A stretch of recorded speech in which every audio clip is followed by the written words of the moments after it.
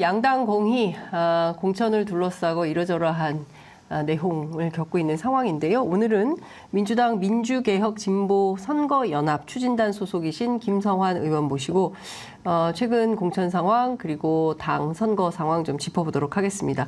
의원님 어서 오십시오. 네, 안녕하세요. 네, 김성환입니다. 반갑습니다. 제가 이 자리에 불려 나올 자격이 있는지는 잘 모르겠습니다. 아유, 왜 그러십니까? 자격이 당연히 있으시죠. 예. 지금 정치권에 사실은 선거가 한 50여일 남다 보니까 다 양당 국민의힘도 그렇고 민주당도 그렇고 공천 때문에 다들 정신이 없는데요. 우선 제가 이것부터 좀 여쭙겠습니다. 어제 조국 전 장관이 무능한 검찰 독재 정권 종식을 위해서 맨 앞에서 싸우겠다. 이런 입장을 밝히면서 신당 창당 선언을 했습니다. 의원님 우선 총평을 좀 부탁드리겠습니다. 네, 이번 선거의 핵심 구도가 윤석열 정권 심판 네. 혹은 조금 더 압축하면 윤석열 군사 독재보다 더한 네. 검사 독재 심판 선거가 핵심 구도 아니겠습니까? 예.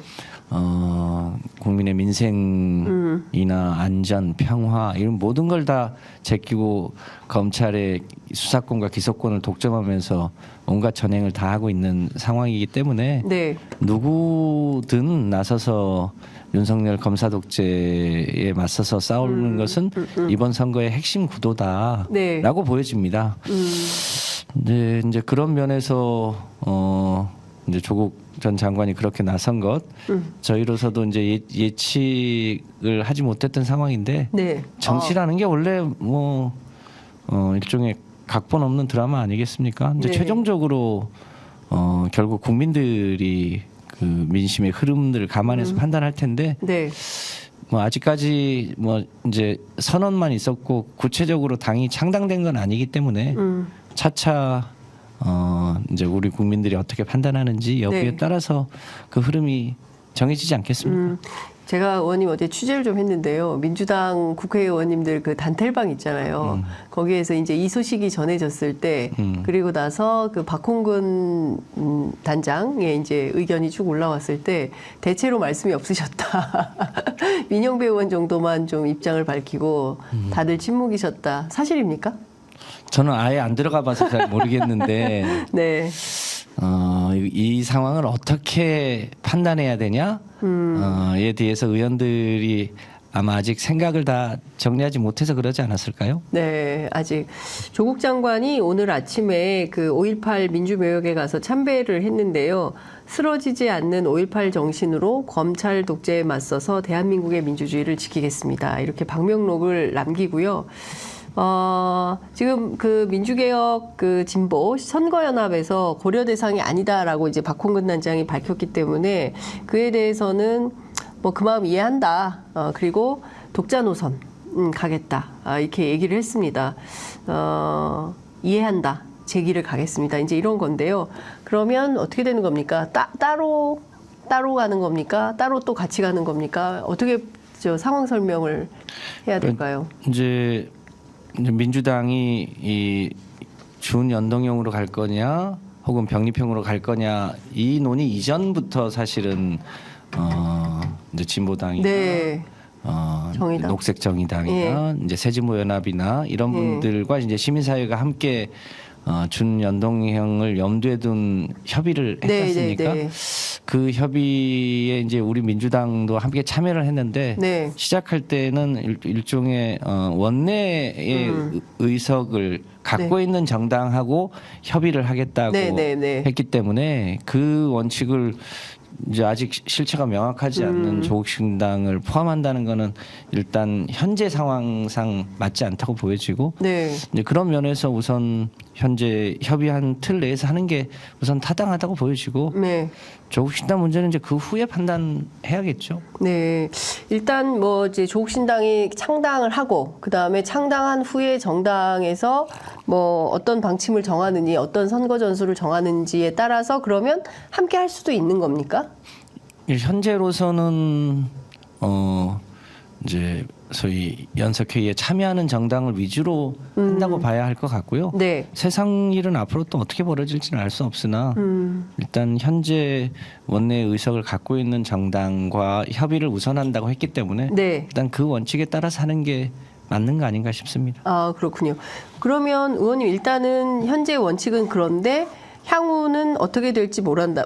왜냐하면 이제 정치는 예측할 수 없는 것이고 각본 없는 드라마이기 때문에 지금은 이렇게 출발을 하지만 이후에 정치 과정을 통해서 뭐 들어올 수도 있고 뭐 못 들어올 수도 있고 뭐 이것은 좀 열려 있다 이렇게 봐야 될까요? 그렇죠. 예컨대 이제 4년 전에도 저희가 패스트 트랙을 통해서 준연동제의 캡시운 제도를 설계를 했는데 네. 그 초기만 해도 소위 국민의힘이 위성정당을 만들 거라고는 예측을 못했잖아요. 네. 이제 그 가운데 이제 불가피하게 민주당도 일종의 비례연합정당의 모습을 띈 준위성정당을 만들게 됐는데 네. 4년 전에도 그랬지 않습니까? 또 그 과정에 당시에 열린민주당이 독자로 맞아요. 존재를 했었고 예. 그런 형태가 재현될 수도 있다. 있고 예. 또 다른 형태가 나타날 수도 있고 예. 그런 거 아니겠습니까? 아, 그러면 이제 그 조국신당이 열린민주당하고 좀 비슷하게 그 포지셔닝 자체가 민주당의 왼쪽, 그러니까 민주당의 진보 블록을 담당하겠다는 주장인 걸로 들리거든요. 조국 교수 주장은. 그러니까 이제 그거는 뭐 현재로서는 각각의 그 주체들의 주장이 있는 거고 네. 그 부분에 대한 국민들의 이제 반응, 대응, 지지 뭐 이런 네. 게 이제 한 차례 좀 걸러져 봐야 알게 되겠죠. 그렇군요. 일단 이제 앞서 말씀 주신 대로 박홍근 의원은 이거는 좀 공식적으로 함께 할 수 있는 그 수준은 아니다라고 이제 선긋기를 했는데 진성준 의원도 이제 추진단 안에 소속이 되어 있잖아요. 근데 이분은 연대 가능성을 좀 열어놨어요. 원칙적으로 배제할 수는 없는 거 아니냐라는 건데 의원님은 어느 쪽이십니까?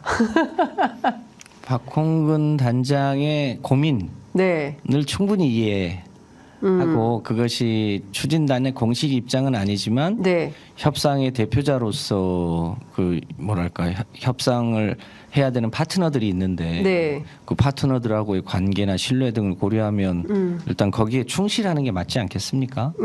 네. 네, 이제 그런 면에서 박홍근 단장의 고민이 있는 것 같고 네. 이제 진성준 의원의 고민을 제가 들여다보진 않았습니다만 네. 이제 그 외의 것에 대한 고려 이런 정도 아니겠습니까? 네. 그 어찌됐든 지난번에 그 이재명 대표가 이른바 광주 선언을 통해서 통합형 비례정당을 하자라고 제안을 했고요. 여기에 이제 말씀 주신 대로 원내 정당들, 녹색정의당, 그 다음에 이제 진보당, 그리고 용해인 의원이 이끌고 있는 새진보연합 네. 이렇게 이제 세 주체가 민주당하고 같이 이제 협상 파트너로 엔드 시민사회. 엔드 시민사회. 예. 그런데 시민사회는 사실은 약간 중재자 역할이지 본인들이 정치 진출을 할 뜻도 있는 건가요? 몇 가지 변수가 있을 수 있죠. 아, 그래요? 특히 이제 그동안은 시민사회가 일종의 중재자 역할을 네. 해왔는데 그 원내 의석을 갖고 있지는 않지만 정당 형태를 띠고 있는 더 작은 소수 정당들 중에 진보적인 네. 우리는 왜 안 껴주냐 이런 데도 있고요. 예. 또 진보당과 새진보연합은 민주당과 함께하는 비례연합정당의 참여 의사를 이제 밝히고 있지만 네. 녹색정의당은 향후에 어떻게 될지 약간 변수가 있는 거 아닙니까? 네네. 근데 예를 들어서 녹색정의당이 참여하지 않을 때 네. 그러면 그 몫은 어떻게 하는 게 맞냐에 대한 뭐 지금은 좀 이른 얘기긴 합니다만 네. 이제 그런 논의들을 하는 과정에서 또 시민사회의 중재의 몫 네. 이시 있을 수도 있겠죠. 중재의 몫이 있을 수도 있겠다. 그러면 의원님 지금 제가 말씀드린 이유가 있습니다. 일단 협상을 하자고 테이블을 열었는데 이 자리에 녹색정의당이 참석을 하지 않았어요. 그러니까 지금으로 보자면 녹색정의당이 이 트랙에 같이 올라타서 함께 협상을 할 가능성이 낮은 것은 아닙니까? 안 들어올 가능성이 높은 거 아닙니까? 그 역시 정치는 생물이라 알 수 없습니다만 녹색정의당 내에 이 흐름에 함께해야 된다고 생각하시는 분들도 있고 네. 독자적으로 하자는 분들도 있는 걸로 알고 있습니다. 네. 그러니까 그것을 어떤 방식으로 의사결정을 할지에 대한 내부 논의를 하고 있다고 들었습니다. 그러니까 조금 더 지켜봐야 되지 않을까요? 근데 내부에서 뭐 제가 실명을 직접 거론할 수는 없지만 뭐 반대하는 분들은 아주 강력하게 반대하고 또 찬성하는 분들은 저기 당에 들어온 지 얼마 됐다고 그렇게 세게 반대하시냐 이렇게 하시는 분들도 계시고, 그러니까 당내의 갑론을박이 상당히 이제 격하게 진행이 되고 있고, 김준우 전 비대위원장 지금은 대표 네. 공동대표인데 어쨌든 이분은 좀 적극적으로 결합을 해야 되는 거 아니냐라는 생각을 좀 갖고 계신 것 같아요. 지금 윤석열 정권 심판이라는 큰 틀에서 보자면 함께 해야 될 필요성이 있는 거 아니냐. 그 점에서 보면 조국 전 장관과 함께 하기는 조금 어렵다. 이런 입장인 것 같아요. 그러니까 조국 전 장관의 새로운 당이 들어오게 된다면 같이 하기 어렵고, 안 들어온다면 같이 할 여지가 있고, 이런 스탠스라고 봐야 됩니까? 지금 조국 전 장관 신당의 참여 여부가 녹색정의당이 이 비례연합정당에 참여하느냐 마느냐의 주요 변수는 아닌 것 같은데. 핵심은 그러면 어떤 거라고 봐야 될까요? 그러니까 독자적으로 일종의 그 생존할 거냐? 네, 생존할 거냐, 네. 아니면 이 비례연합정당 틀 안에 들어가서 함께 예. 싸울 거냐, 이 예. 부분에 대한 판단이 우선인 것 같고요. 네. 조국 신당과 관련한 것은 아마 부차적인 변수로 보여집니다. 그렇군요. 그럼 의원님, 지금 보면 원내 정당들끼리 지금 하고 있기는 한데요. 각 당이 다 이제 사정이 조금씩 다르잖아요. 어쨌든 민주진보의 맏형격인 민주당은 굉장히 큰 정당이고, 그 다음으로 큰 당이 이제 녹색정의당이고, 그리고 이제 진보당, 그리고 또 그 새진보연합 이렇게 있는데, 사실 그 지역구가 사실은 제일 중요할 수 있고요. 지역구를 어떻게 정리조정할 거냐.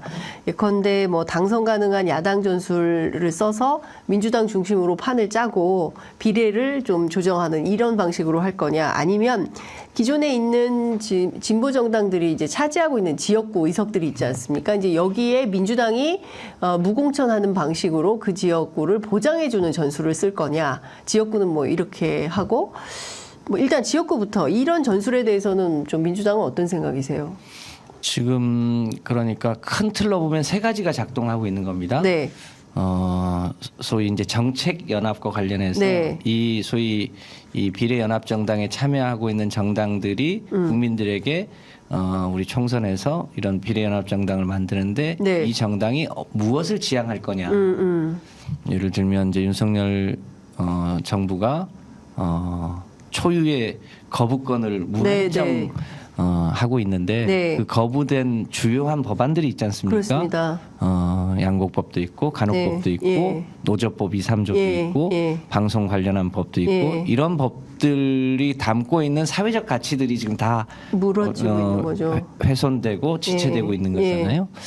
그리고 더 중요하게는 검찰 개혁의 완성 뭐 이런 문제가 있는 거고요. 네. 그래서 큰 틀에서 이 여기에 참여하고 있는 정당들이 예. 총선 이후에 어떤 것을 공동으로 지향할지를 보여주는 정책 연합이고 네. 그리고 이제 소위 비례연합 정당에 이제 세부적으로 들어가면 소위 이제 어느 정도로 당선이 가능하냐, 네. 그 당선이 가능한 것에 대한 소위 이 참여의 비중, 네, 비율 예, 예. 이것을 각각 어떻게 조율할 거냐, 예. 이게 이제 비례연합 예. 관련한 거고, 예. 소위 지역구 단일화는 그러면 어떻게 할 거냐, 예.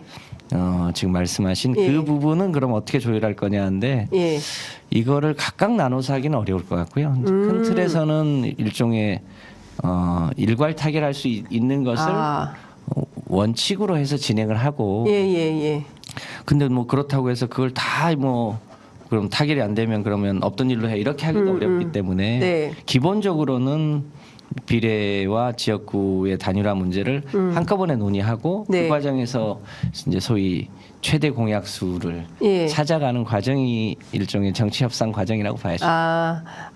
머리가 그려집니다, 아버님. 그 일종의 이제 제일 중요한 건 사실 정책연합은 좀 쉬울 수 있을 것 같아요. 예, 왜냐하면 이거는 뭐 다 대체로 동의하는 바가 크기 때문에 이미 이제 그 연합해서 이 정책을 해왔던 거기 때문에 이거는 쉽고, 중요한 것은 비례와 지역구 단일화, 여기에서 최대 공약수를 찾아가는 과정인데 얼마나 더 크게 할 거냐, 누가 더 많이 내어주고 뭐 이렇게 할 거냐는 거 아니겠어요? 그러니까 그러면 결국에는 민주당이 양보를 어느 대목에서 어떤 것을 양보할 거냐, 이게 되게 중요한 포인트인데 민주당은 어떤 생각입니까?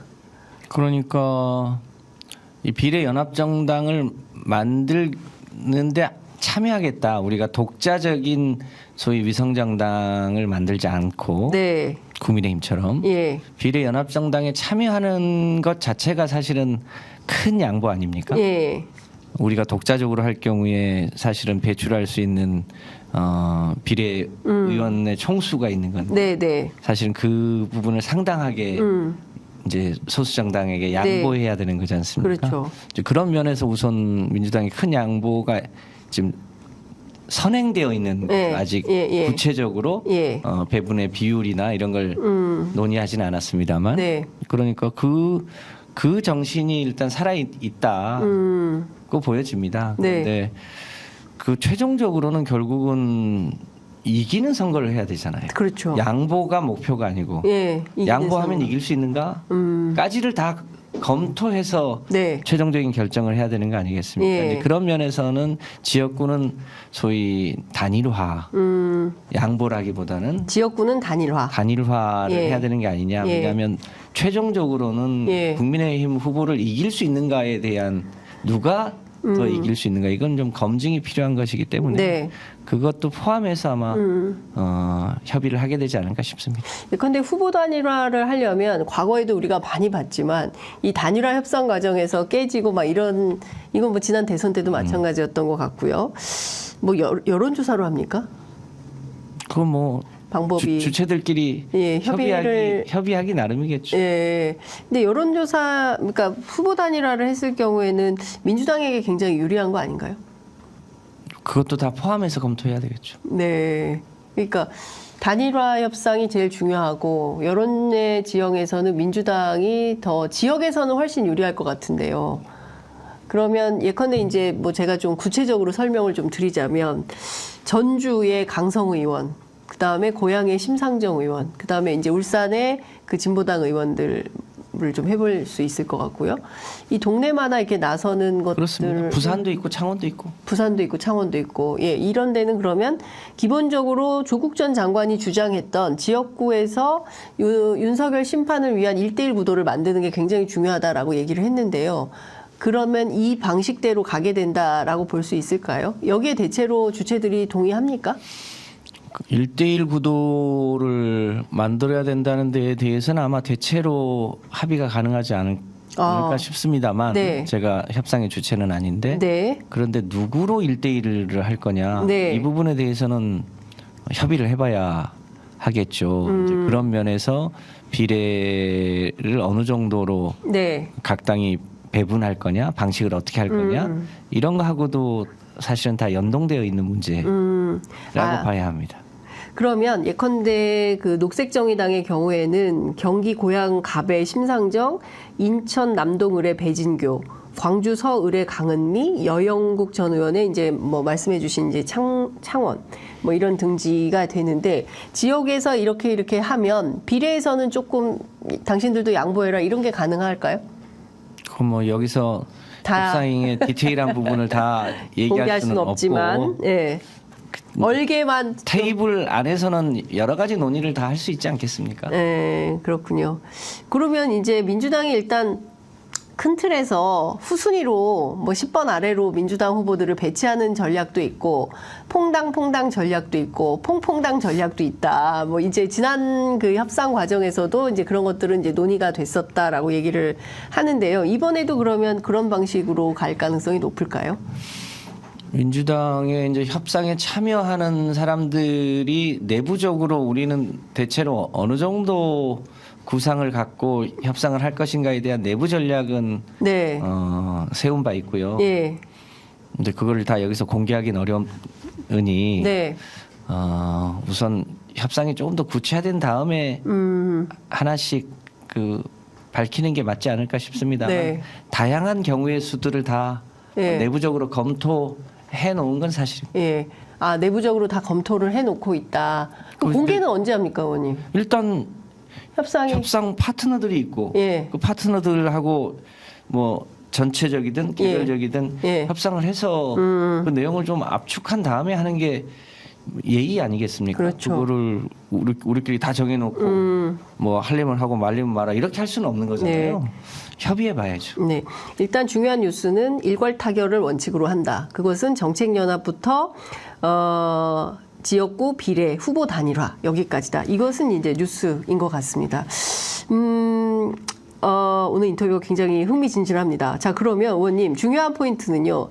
사실은 후보 검증이거든요. 그러니까 어떤 사람을 후보로 내세울 거냐. 왜냐하면 지난번에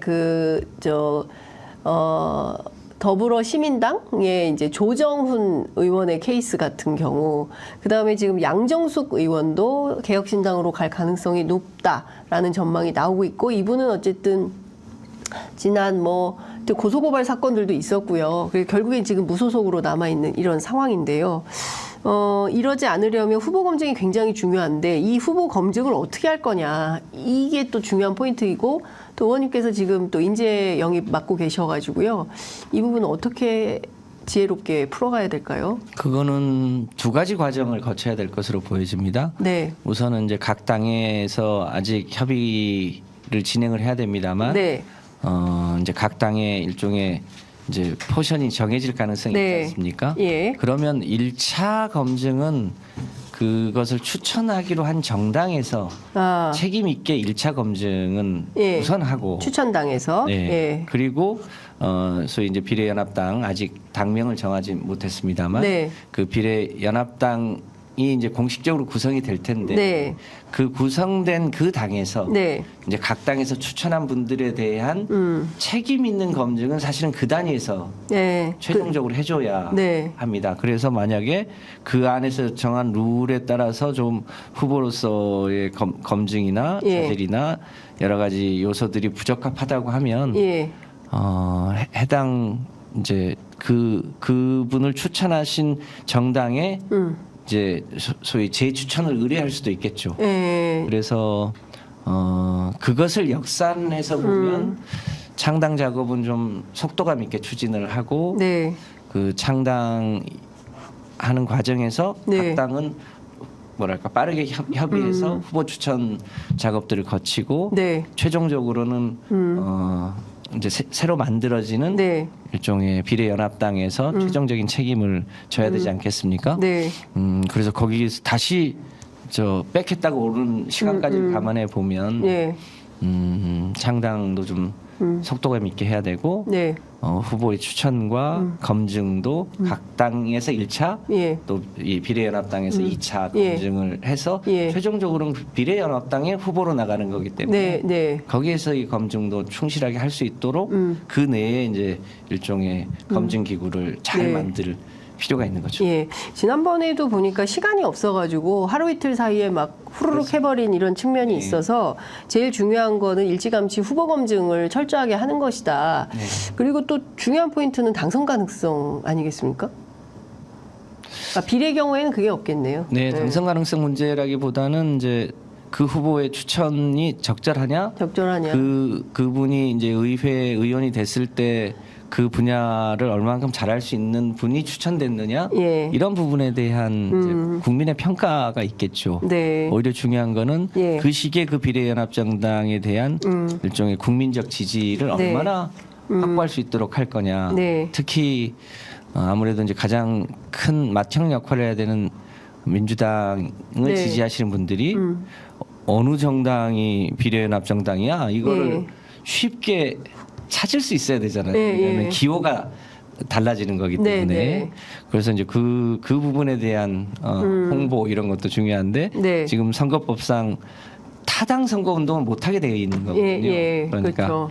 각 당이 이 선거 운동을 하면서도 소위 이제 자신을 추천한 모 당하고의 관계를 네. 잘 알려서 예. 그 각각의 지지자들이 예. 그 비례연합정당을 투표할 수 있도록 일종의 뭐랄까 연합 네. 전술이라고 해야 예, 될까요? 예. 그걸 잘하는 게 중요하겠죠. 그러니까 예. 그 비례연합정당의 예. 지지율을 높이는 이런 게 필요해 보입니다. 근데 지금 조국 신당이 이제 뜨기로 했기 때문에 민주진보 진영 입장에서 보자면 조국 장관의 그 신당이 지금 비례연합당의 경쟁 상대가 될 수도 있지 않을까요? 그러니까 과거에 더불어시민당과 열린민주당의 경우처럼 그 두 당이 경쟁하는 관계가 될 수 있을 텐데 지난 선거에서는 어땠습니까? 뭐 더불어시민당을 더 많이 지지했습니까? 열린민주당이죠. 열린민주당을 더 많이. 그때 열린민주당은 5점 몇 %를 했다는 것 같고요. 네.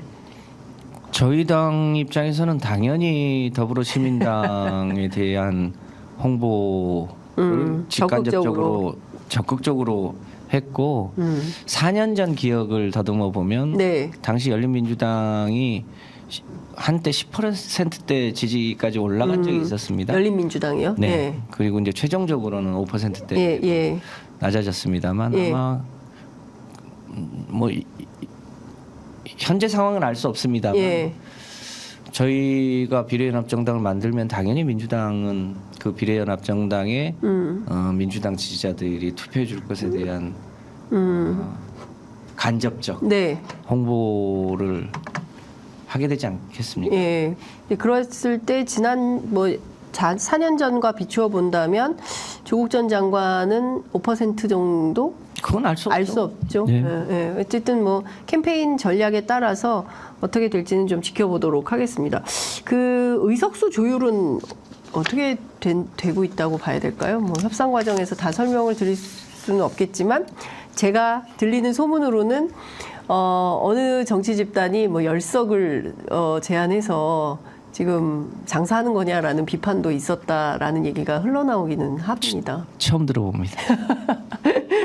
예, 기자들 사이에는 그런 소문이 좀 돌고 있습니다. 그래서 의석수 배분이 협상이 쉽지 않은 모양이다, 난항인가 보다, 뭐 이런 얘기도 이제 있어요. 협상을 시작하는 단계니까 네, 그거는 좀 과한 네, 어특입니다. 과한 얘기인 것 같습니다. 예, 알겠습니다. 그 사실 준위성정당이라고 이재명 대표도 지난 저 연설문에서 기자회견문에서 입장을 밝혔고, 아니 위성정당이면 위성정당이지 준위성정당은 또 뭐냐, 이제 이런 비판이 국민의힘으로부터 나온 것도 사실입니다. 개혁신당이 새로운 노선을 정했으니 본인들은 위성정당 심판이다, 이제 이런 얘기를 하고 있습니다. 이 위성정당을 뭐 어쩔 수 없이 만들 수밖에 없는 측면을 이해를 해달라고 얘기는 하지만 여전히 이에 대한 비판이 있는 것도 사실인 것 같고, 개혁신당이 이렇게 치고 들어올 때 경우에 따라서는 민주당의 선거 전술에 좀 위험, 뭐 이것은 국민의힘도 마찬가지일 것 같긴 합니다만 어떻게 보십니까? 3자 구도가 됐을 때 선거 전망을 어떻게 하세요? 뭐 잘 아시겠습니다만 우리 이 국회의원 선출 방식이 단순 다수 소선거구제잖아요. 네. 그 단순 다수 소선거구제에서 대표되지 않는 사표들이 대의될 수 있도록 하는 제도가 준연동형 제도잖아요. 네. 그렇게 보면 지역구에서 다수석을 차지하거나 지역구에서 과다되는 대표되는 정당은 네. 사실은 비례대표 몫이 그 비율만큼 줄어들 수 있도록 하는 게 맞는 거죠. 네. 이제 그런 면에서 소위 위성정당을 방지하는 제도가 이번 총선 이전에 마련되었어야 되는데 네. 국민의힘의 반대로 위성정당을 방지하지 못하고 국민의힘이 공공연하게 위성정당을 만드는 상황이 네. 왔기 때문에 네. 이제 이번 총선을 거치고 나면 반드시 다음 총선 이전에는 네. 위성정당을 방지하는 제도를 만드는 게 중요한 숙제겠죠. 네. 그래서 지역에서 일정한 이 득표가 혹은 국회의원 배출이 가능한 정당은 당연히 위성정당을 만들지 않아야 되고 네. 지금 뭐 제3지대 개혁신당은 네. 지역에서 당선될 가능성이 사실은 굉장히 낮은 게 사실이잖아요. 예. 그러니까 그 정당은 위성 정당을 만들 이유가 없는 거죠. 예. 그러니까 그분들이 그렇게 비판하는 건 좀 안 맞는 거고 예. 만약에 비판을 하려면 위성 정당 방지법을 반드시 만들자. 그 국민의힘도 민주당도 그것에 대해서 동의해라 이렇게 네. 캠페인을 하는 게 맞는 방식 아니겠습니까? 네. 그래서 저희가 23대 총선에서는 네. 반드시 위성정당 방지법을 만들어서 이와 같은 소위 누구는 칼을 들고 네. 누구는 그 칼을 막기 위해서 무슨 방패나 냄비 뚜껑이라도 막는 이런 불편한 방식이 재현되지 않도록 네. 제도화하는 게 새로운 숙제겠죠. 네. 22대 총선에 당선되시면 이 법을 가장 먼저 적극적으로 선거제도 개혁을 서두에 좀 해야 되지 않을까라는 생각이 좀 드네요. 근데 저희가 이제 그 비례연합 정당에 참여하는 정당의 총수가 네. 현재 윤석열 정부의 거부권을 넘어설 수 있을 거냐에 따라서 좀 변수가 있지 않겠습니까? 네. 그러면 이제 저희가 최대 의석을 확보하기 위한 노력을 해야 되는 거고 만약에 그게 여의치 않으면 네. 이제 뭐랄까 정권을 바꿔서 네. 거부권을 행사하지 않는 정부가 등장했을 때 제도화하는 예. 방법이 있을 수 있겠죠. 네. 사실 이제 선거가 한 2달도 안 남은 한 50여일 남았기 때문에 굉장히 바쁜 상황인데요. 당명도 아직 못 정하고 대표도 누가 할지 아직 안 정해진 것 같아요. 이거는 언제쯤 결정이 될까요? 이제 제가 맡고 있는 일이 그 일인데 는 아니어서. 아, 그래요? 이건 이제 창당의 아주 실무적인 일입니다. 예. 정치 협상 테이블이 있고 네. 정책 협상 테이블이 있고 네. 창당에 대한 실무 준비 테이블이 있는데 네. 예. 그 실무 준비 테이블도 이제 곧 이제 작동을 할 예정입니다. 아, 예. 근데 이거는 이제 누가 참여하든 참여하지 않든 기왕에 민주당이 주도해서 만들겠다고 한 거니까 네. 이거는 이제 역산해서 시간이 정해져 있는 거죠. 네. 3월 20일까지 네. 후보를 등록해야 합니다. 네. 3월 20. 20. 네. 그러면 후보 등록. 후보들이 확정되더라도 그 후보들이 준비해야 될 서류들이 있을 거 아니에요. 그렇죠. 그러면 후보의 확정일은 그거보다 조금 더 빨라야 되죠. 그리고 그 후보를 검증하고 그렇죠. 심사해야 되는 시간도 있는 예, 거잖아요. 예. 이제 그렇게 따져보면 창당을 늦어도 2월 말까지는 창당해야 합니다. 2월 말에는 창당해야 된다. 네. 오늘이 2월 14일입니다. 오늘. 네, 한 2주 2주 정도밖에 안 남았어요. 2주 정도면 뭐 창당의 실무 작업은 할 수 있어요? 있습니다. 아, 그래서 창당 전문가들이. 네. 네. 그래서 그 뭐 이제 창당을 하면 그때부터는 이제 우리 정당이 아니라 저당. 비례연합당이 예, 당. 되겠습니다만 예, 예. 그 창당까지를 일종의 뭐랄까 인크리팅 해주는. 그런 역할은 해야 되지 네, 않겠습니까? 네. 그래서 이제 그거를 역산해서 이제 설계하고 있고 예. 또 그 작업 역시 이 비례연합 정당에 참여하는 주체들하고 같이 상의해서 아, 하되 예. 기본 실무는 이제 민주당이 뭐랄까 돕는. 그런 일은 이제 주도적으로 예. 서비스를 해야 되겠죠. 예. 당명은 뭘 좀 생각하고 계세요? 그 당명을 우리가 정할 수 있는 게 아니라 네. 그 이제 정치 협상 테이블이나 네. 실무 테이블에서 또 논의해서 네. 정해야 되지 않겠습니까? 아, 그렇군요. 두 가지 숙제입니다. 그 참여한 주체들이 그 당명에 동의해야 되는 대목이 있고 네. 아무래도 민주당의 지지자들이 가장 많기 때문에 네. 아 이게 민주당이 주도적으로 만든 그 정당이구나라고 하는 느낌을 우리 국민들이 쉽게 가질 수 있어야 되는 네. 이 두 가지 측면을 잘 조화하는 당명이어야겠죠. 예. 뭐 좀 생각해둔 단어 이런 거 있으신가요? 그 더불어자도 들어가야 될 것 같고 네. 민주자도 들어가야 될 예. 것 같고 지금도 참여한 녹색. 당들은 뭐 이제 녹색도 있고 네, 진보도 정의, 있고 진보. 그러니까 이제 예. 그런 것들을 잘 조합해 봐야겠죠. 네, 더불어, 민주, 녹색, 정의, 진보. 어렵습니다. 이걸 네. 다 합치면은 무슨 당명이 나올지. 연합. 네, 연합. 있겠죠. 연합당 뭐 이렇게 네. 될 수도 있겠다라는 생각이 좀 듭니다. 이제 뉴스가 좀 나와가지고요. 이 속보부터 좀 여쭤보고 넘어갈게요. 그 삼선의 민주당 그 인재근 의원이 총선 불출마 선언을 했습니다. 다만 김남근 변호사는 지지하지 않는다. 이런 입장이 나왔거든요. 그러니까 전에 보도 나온 내용을 종합을 해보면 이 지역에 유은혜 교육부 총리를 좀 추천을 했는데 이재명 대표가 김남근 변호사를 생각하고 있다. 민주당의 인재영입 후보였죠. 그렇기 때문에 이 문제는 어떻게 해야 됩니까? 도봉갑 지역구인데요. 인재 영입 10호. 김남근 변호사는 지지하지 않는다라는 입장을 밝혔습니다. 이렇게 되면 이 문제는 어떻게 풀어야 되는 겁니까? 일단 현역 의원이 불출마를 하게 되면 그 지역은 네. 전략 공천 지역으로 바뀌게 됩니다. 예.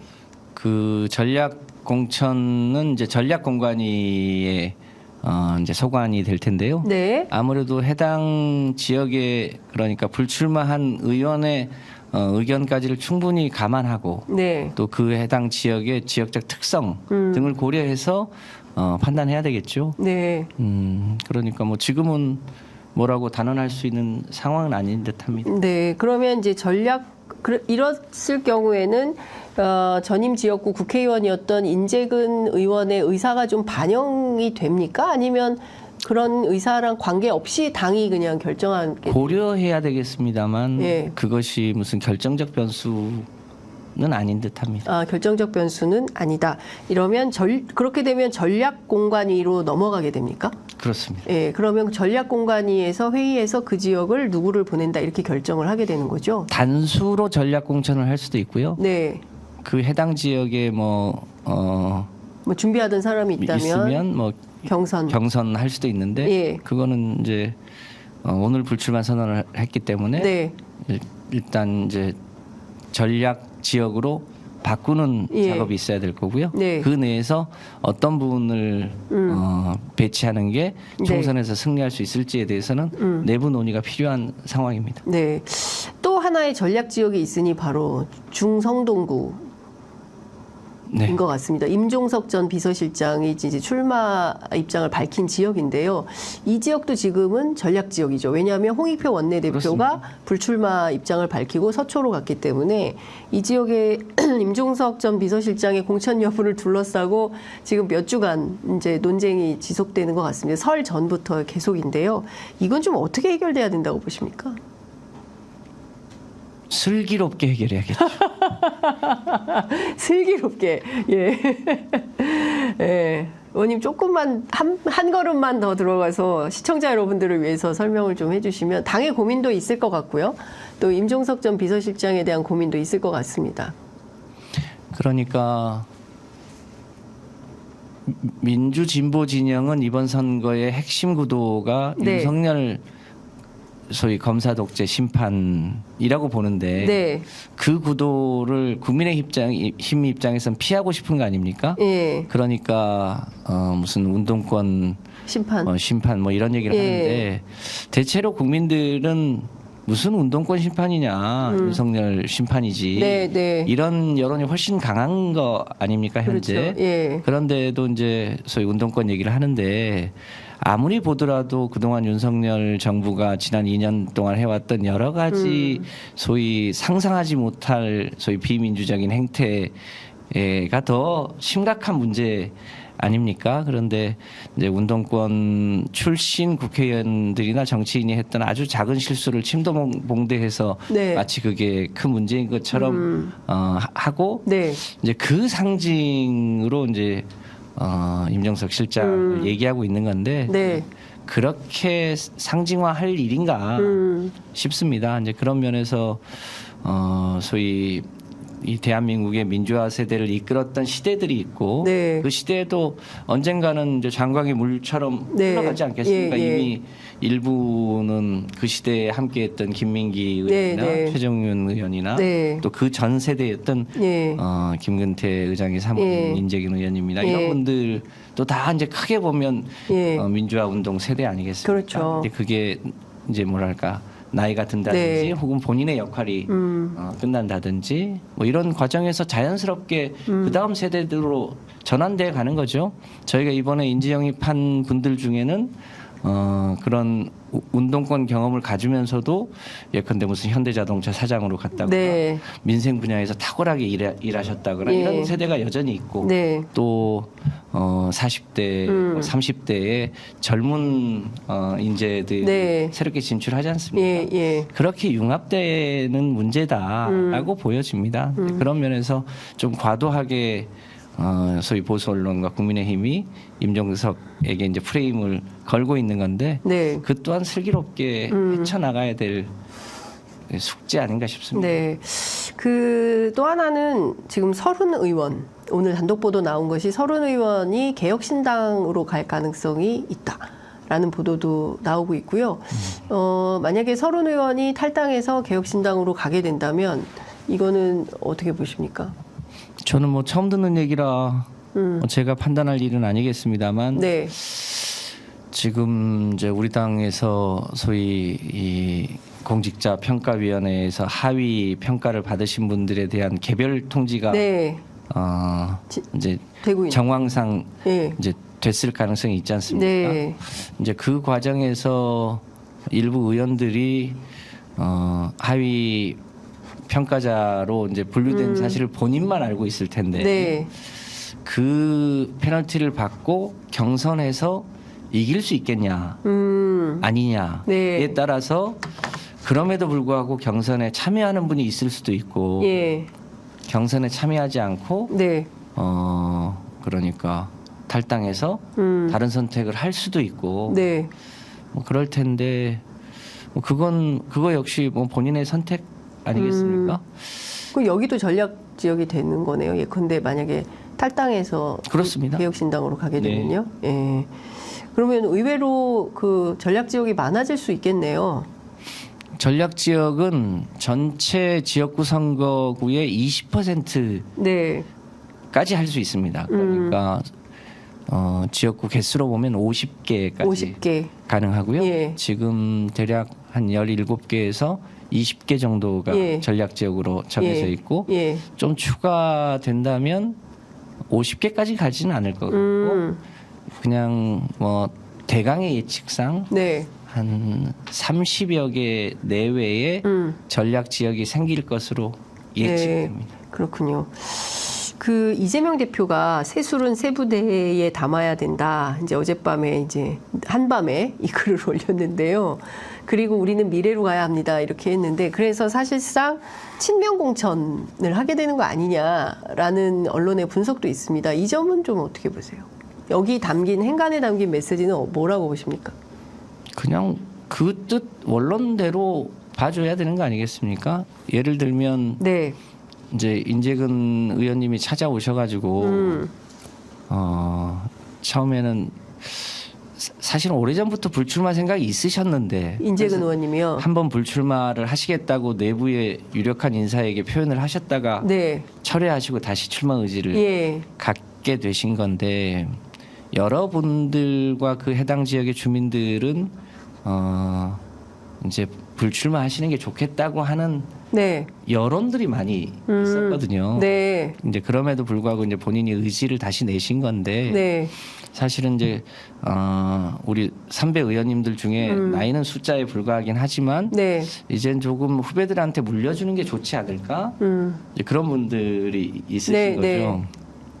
이제 그런 분들에 대한 일종의 뭐랄까 꼭 올드보이라고 표현하기는 그렇지만 굳이 그 연배 드셔가지고 네. 이제 후배들을 키우는 일을 해주시면 좋을 분들이 네. 지금도 이제 본인이 출마 의지를 굽히지 않는 선배 세대들도 있는 거 아닙니까?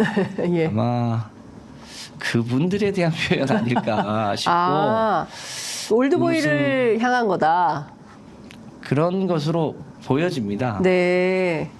제가 판단하기에는 네, 네, 네. 근데 그거를 무슨 예를 들면 제가 이제 인재위원회 간사인데 예. 인재위원장은 과거부터 당 대표가 맡았거든요. 예. 그래서 4년 그렇죠. 전에는 이해찬 대표, 예. 8년 전에는 문재인 당시 대표가 네. 맡으셨었는데 그래서 당연히 이재명 대표가 인재위원장을 맡는 게 당연하거든요. 네, 네. 근데 그 초기에 당시 여론이 그러면 소위 그러니까 이재명의 일종의 측근들을 인재 영입하는 거 아니냐 이런 네, 네. 우려 섞인 눈이 많았습니다. 예, 예. 그런데 지금 오늘까지 19분을 저희가 예. 영입했는데 예.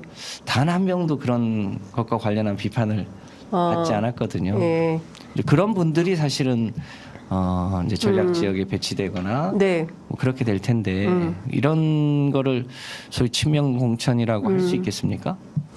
자, 의원님 오늘 새로 영입된 분들이 계시더라고요. 유동철 동의대 사회복지학과 교수, 김상우 안동대 경영학과 교수, 이 두 분을 각각 18, 19호로 인재 영입했는데요. 이 두 분들이 끝입니까? 아니면 앞으로도 더 있습니까? 이번 주에 금요일 날 추가로 인재 영입이 예정되어 있고 다음 주에도 한 2차례 정도로 네. 추가로 예정되어 있는데 네. 뭐 영입을 무한정할 수 없기 때문에 가급적이면 다음 주 중에 마무리하려고 네. 구상하고 있습니다. 다음 주 중 마무리 예정이다. 네, 그러면 그리고 또 모두 뭐 추가로 뭐 한두 분은 더 할 수도 있을 텐데 대체로 일단 다음 주까지 네. 일단락하고 혹시 뭐 추가해야 될 분이 있으면 또 네. 한두 분 예. 이제 비례와 관련해서 예. 그럴 수도 있겠다 싶습니다. 예. 그러면 의원님 지금 총 해서 몇 호까지 인재 영입이 진행이 될까요?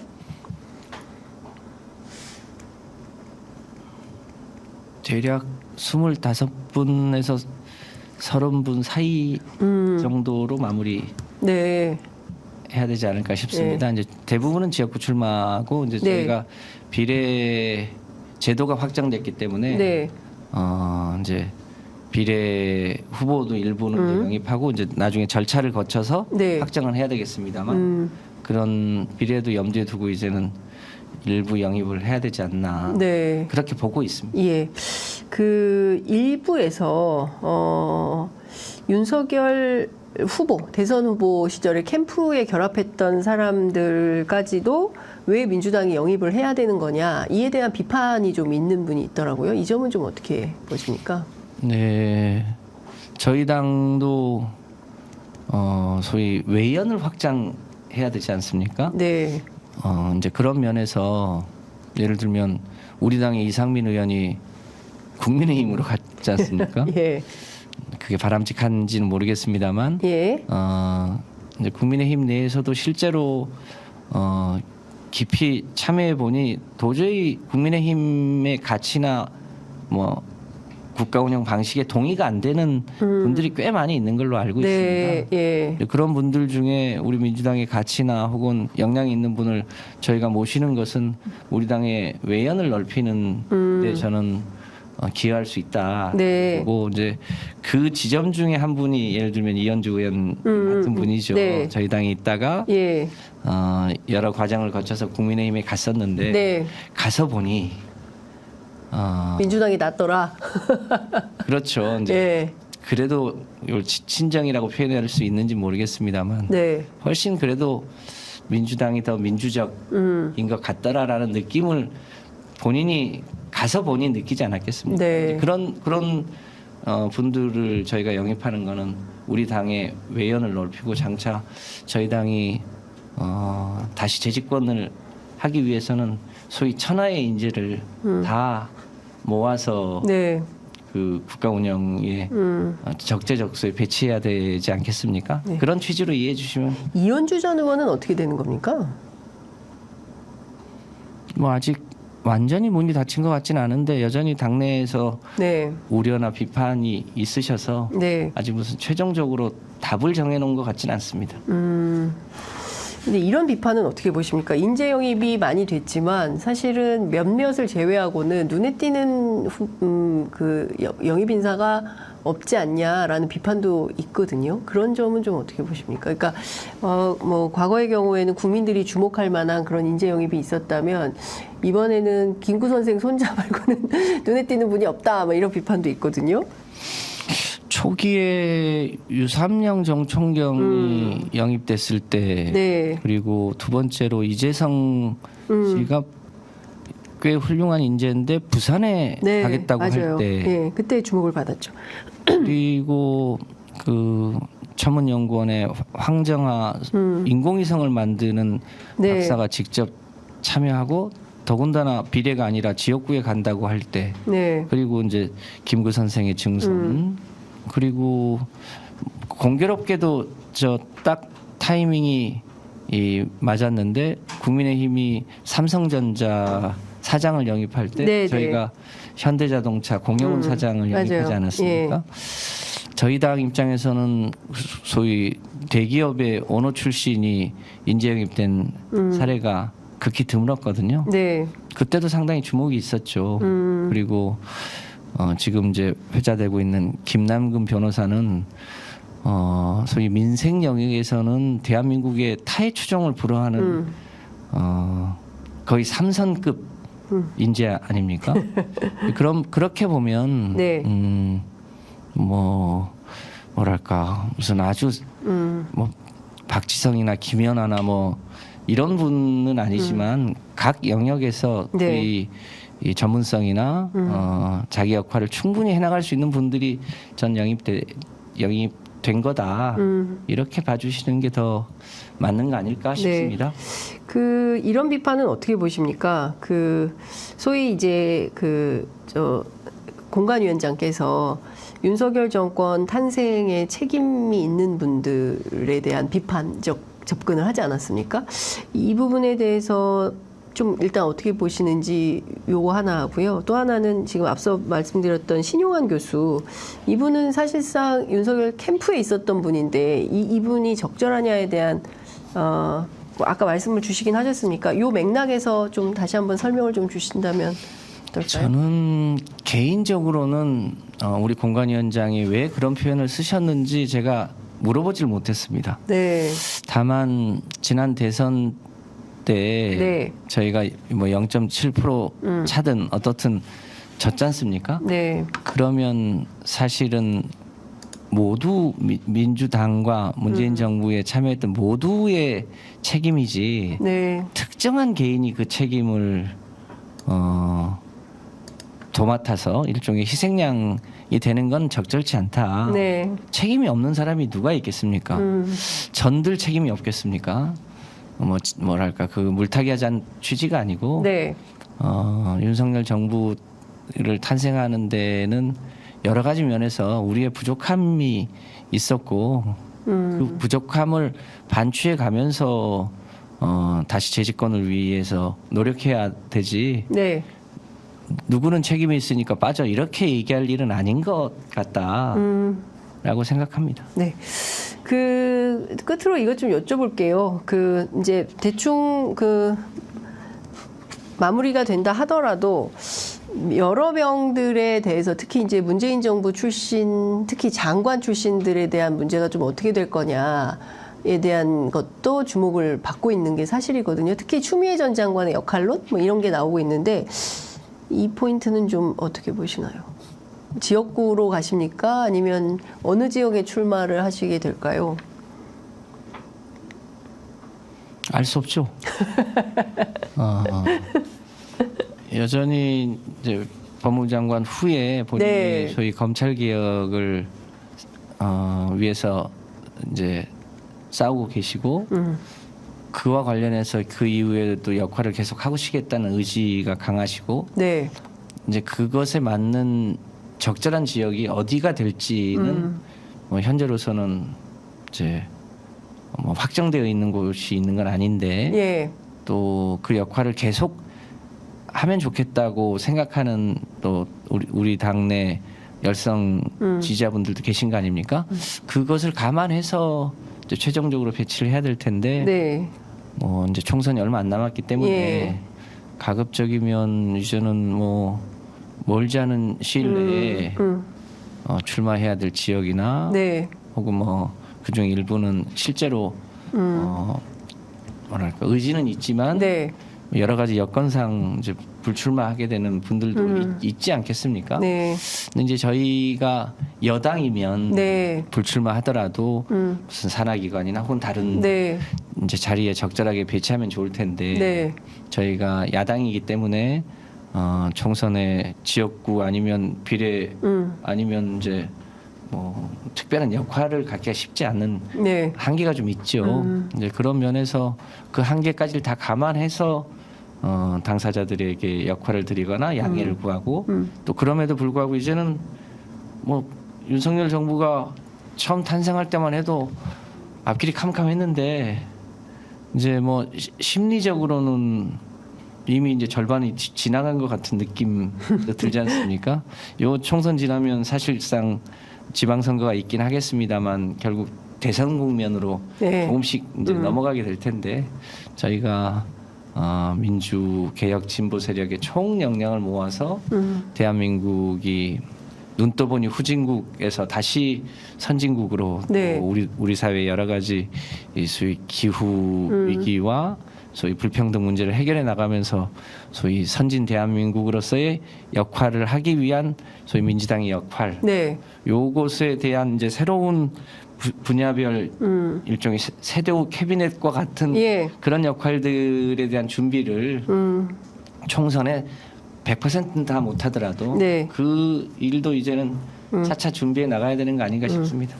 이해찬 대표 선대위원장 얘기가 오늘 보도로 나왔는데 물론 이제 민주당에서는 오보라고 정정하긴 했는데요. 가능성이 아예 없는 오보입니까?